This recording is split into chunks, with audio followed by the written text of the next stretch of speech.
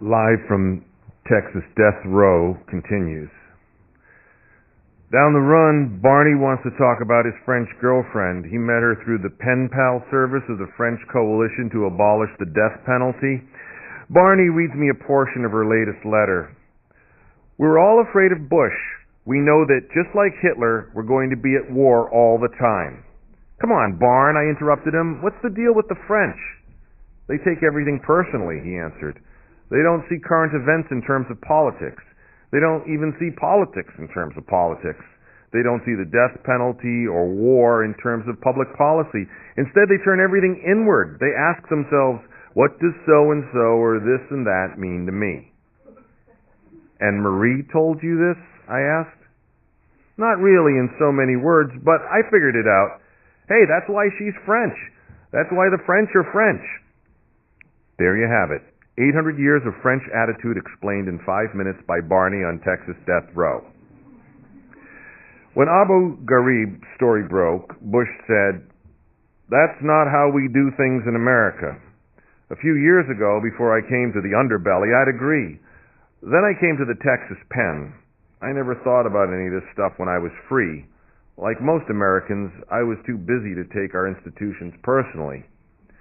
I never took notice of the 1996 TV images when Governor Bush was running things, of the training tape made in Brazoria County, of the naked inmates forced to lie on the ground while attack dogs were set loose on them. The guards told the prisoners to crawl on their knees while I kicked them and prodded them with electric batons. Bush never said a word. I've seen plenty and heard horror stories.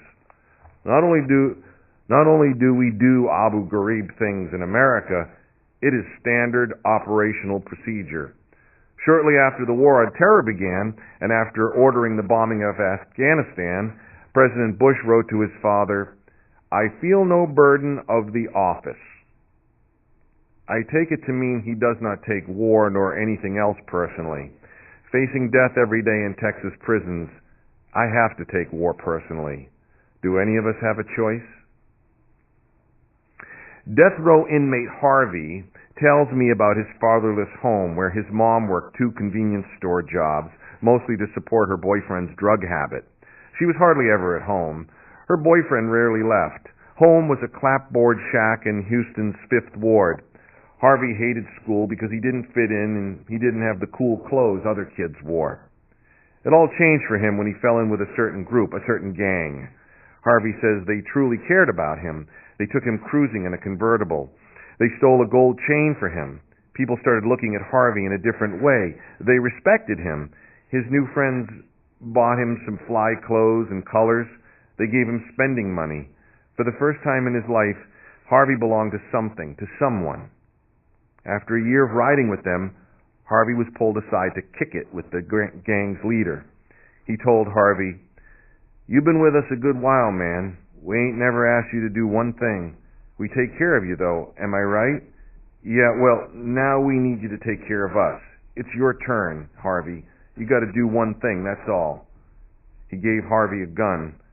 They both played with it for a while, doing the macho ritual to each other. Then Harvey was told who to shoot, where, and when. "Unless you want out." The leader put the gun to his own head and laughed. Then he put it to Harvey's head. "You want out, Harvey?" "No, man. Give me that pistol."